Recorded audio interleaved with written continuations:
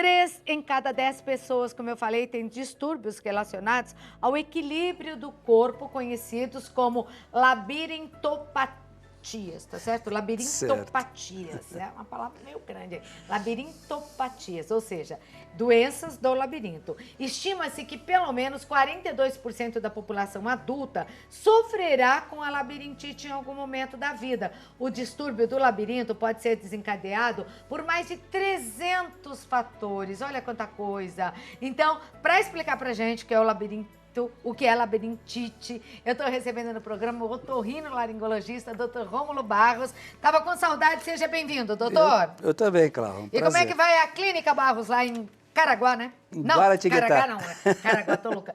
Guaratinguetá. Vai muito bem, Porque obrigado. todo mundo aqui é jovem ainda, de criança passou com ele, não é não? Todo mundo aqui é de Aparecida, de Guará, cidades próximas. O doutor Rômulo é muito conhecido aqui no Vale, não é? Obrigado. Já cuidou de muita criança que está crescida já com filho, né? Sem dúvida. Doutor, o que é o labirinto, o que é labirintite ou a labirintopatia? O labirinto, Cláudia, é o nosso órgão responsável pelo equilíbrio. Ele, na verdade, existe para que nós possamos antagonizar a gravidade, senão nós rastejaríamos, não conseguiríamos andar de pé. É mesmo? O labirinto, na verdade, foi criado, depois nós saímos da água e viemos para a terra, para nós podermos andar de pé, foi criado o labirinto. Então, o labirinto, ele nos dá o equilíbrio, é como se fosse aquela gangorra de primário, né, de parquinho de diversão. Então, ele dá o equilíbrio, são 2 labirintos periféricos, Dos ouvidos, então. um em cada ouvido. Coloca a foto do labirinto aí pra gente conhecer. O ouvido, a gente tem aquela parte que está em azul, é a parte do ouvido interno. Ele parece um caramujinho de jardim, né? Tem a casinha, que é chamada cóclea, aonde a gente escuta. E aquela parte que parece a cabecinha e os anteninhas, aquele é o labirinto, que vai nos dar o equilíbrio e a nossa posição no espaço em relação à gravidade. E então, fica assim, no final do ouvido, é isso? Fica dentro do ouvido, mas é relacionado já ao sistema nervoso central. Mas fica dentro do ouvido? Dentro do ouvido. E o labirinto, ele tem essa função e ele, conforme a gente mexe a nossa cabeça, ele informa o cérebro a posição que nós estamos no corpo. Que é para a pessoa não cair. Que a pessoa exatamente não cair. Nós temos 3... E nós temos 2 labirintos, então, um em cada nós temos lado. 2, o periférico é dentro do ouvido. Aí eles mandam um sinal para um núcleo central, que a gente chama de labirinto central, que é dentro do cérebro, no tronco cerebral. E ele que vai coordenar a parte do nosso equilíbrio. Nossa, que direitinho. engrenagem é o corpo humano. É bonito, não, doutor, né? É bonito, né? É Quando a gente começa a falar, realmente é bonito. E realmente parece um caramujinho ali. Por que pessoas de mais idade, às vezes, ficam com o labirinto comprometido? Às vezes dá uma pequena tontura, a pessoa parece... Eles também envelhecem e... Também envelhecem. Ah, meu Deus. Infelizmente. A cada dia uma descoberta, meu Deus. Porque tem pessoas que adoram para andar de montanha-russa e depois chega uma certa... Não pode mais. Não pode mais, que o labirinto ele vai, como todo órgão, né, vai perdendo um pouco a capacidade. Então, quando anda de montanha-russa, às vezes pessoas bem mais jovens passam muito mal. Por quê?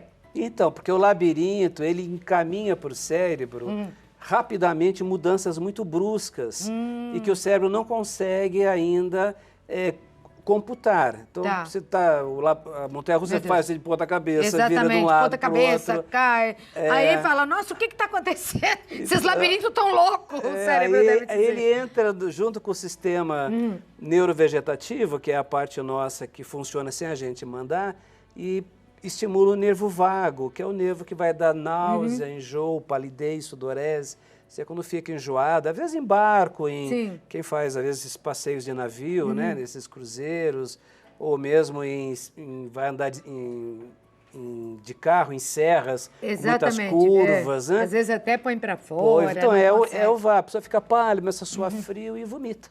Então, às vezes tem gente que dirigindo não fica, se está ao lado do motorista já não se sente bem. Mas você sabe que isso é interessante, que quem descobriu essa história foi um japonês que ele morava numa cidade e trabalhava numa outra cidade em cima e tinha uma serra. E ele sentava atrás, ele via que o motorista do ônibus, conforme ele fazia a curva, ele virava o corpo para o lado da curva.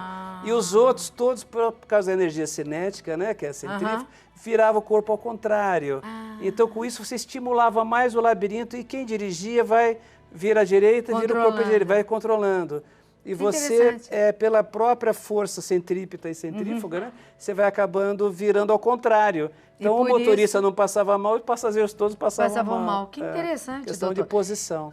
Tem várias perguntas já. Vamos colocar primeiro de labirintite? Pode ser, Geisa? Né? Para ficar nesse tema ainda. Andréa Ferreira. Oi, Clau. Oi, Andréa. Boa tarde a todos. Eu tenho muito zumbido nos 2 ouvidos, doutor. Isso pode ser, né, um início de labirintite? Ela é do Rio de Janeiro. Obrigada pela audiência aí, Andréa. Andréa, pode sim, mas o labirinto, como nós mostramos naquela imagem inicial, ele tem 2 partes, uma parte que escuta e uma parte que dá o equilíbrio. Mas eles são unidos, é um órgão só. Então, uma doença que afete o labirinto pode afetar o ouvido, gerando um zumbido. E, às vezes, uma sensação de pressão no ouvido, uma perda de audição. Isso pode acontecer mesmo. E é um caminho para a labirintite? Na verdade, o zumbido isolado, nem tanto. Mas se vier acompanhado de um pouquinho de vertigem, de náusea, aí já caracteriza a labirintite mesmo. E o que a gente estava falando na terceira idade ou mais para frente, acontece porque aí ou o aparelho já não está funcionando muito bem. Existe uma degeneração das células responsáveis pela captação da posição espacial da nossa cabeça. Essas células vão ficando um pouquinho mais enfraquecidas. E também tem o problema da circulação, que com o passar do tempo as nossas artérias vão tendo placas de ateroma, né, que é a aterosclerose, e vai diminuindo o fluxo de sangue para os órgãos sensoriais do labirinto. Então chega menos sangue para alimentar essas células. Então elas começam a trabalhar com um pouco mais de dificuldade. E por isso umas tonturinhas, né? Isso. Ela é a Eide Picelli. Oi, Claudete, boa tarde. Em novembro tive uma vertigem muito forte, fiquei 15 dias de cama, pois não consegui andar direito. Um dos médicos que me consultou disse que poderia ser síndrome de Meniere. É isso, não? Escreveu direitinho. Escreveu direitinho. Até com os acertos. Gostaria que o doutor explicasse o que é isso. Se é labirintite ou enxaqueca e como se procede o tratamento, né? Amo o seu programa, Claudete, obrigada. Ela é da Lapa, um bairro muito querido lá em São Paulo. Um beijo pro pessoal aí da Lapa. Então, Eide, você falou muito bem. A síndrome de Meniere é a pressão alta do labirinto. O labirinto, como os olhos, que quando tem a pressão alta tem glaucoma, o nosso sistema circulatório, quando tem a pressão alta arterial, e existe a pressão alta do labirinto também. O labirinto ele tem uma torneirinha e tem um ralinho. Às vezes o problema está no ralinho, sabe? A torneirinha está jogando a aguinha lá dentro, a pressão deveria ser constante, mas às vezes o ralinho não está funcionando muito bem e começa a dar hipertensão dentro do labirinto. Conforme a pressão aumenta, ela pressiona os sensores de equilíbrio e dá uma sensação de rotação, náusea, vômito muito desagradável. Mas e o tratamento? Tem cura? Então, a tem síndrome de Meniere, ela pode ser metabólica, né, por alterações da alimentação, alterações do açúcar, do sangue, alterações de colesterol, também alterações de tireoide. E nas mulheres mais jovens é muito comum a alteração dos ovários, né? Disfunção ovariana, pessoas têm dificuldade com menstruação. Então, existe uma gama de fatores que pode causar essa hipertensão e causar essa dificuldade de drenagem desse líquido, né? Que chama líquido endolinfático. Mas existe tratamento? Existe, sempre. Existe, E que tipo de tratamento é cirúrgico? Pode ser. Então, existe o tratamento clínico, que é o preferido, e existe o cirúrgico também, que a gente faz uma derivação. A gente cria um novo ralinho, né? Um novo canalzinho de escoamento. Então, olha aí, se não está dando certo aí, você já sabe exatamente o que tem, né?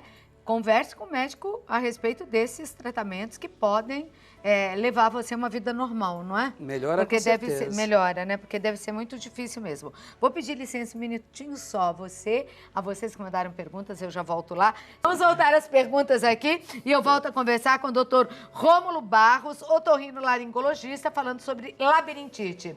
Olá, eu sou a Maria do Carmo, tenho 57 anos e faz uma semana que estou sentindo tonturas e dores de cabeça. cabeça, não posso abaixar nem levantar muito a minha cabeça, que roda tudo. Será que é labirintite? Quando roda tudo sem beber é um problema, hein, doutor? E ela não bebeu, né, Maria? É a de Cândido Mota, Maria do Carmo. Beijo, Maria. A Maria do Carmo é labirintite, sim. Uma das causas mais frequentes de labirintite é a enxaqueca. É? A enxaqueca, ela mexe muito com a parte circulatória e atrapalha a circulação e o equilíbrio do labirinto em relação ao outro lado. Geralmente a enxaqueca pega um lado da cabeça, né? Então a enxaqueca, inclusive, é uma das primeiras causas nas crianças. Tem criança com labirintite, não é só de idoso, não. É. Então a criança em qualquer idade, desde pequenininho, tem dor de cabeça, às vezes tem tontura. Mas já nasce com um problema? Às vezes até a criança vomita e é diagnosticado erradamente como sendo uma gastrite, um problema gastrointestinal. Ainda tem gente que adora chacoalhar a criança, né?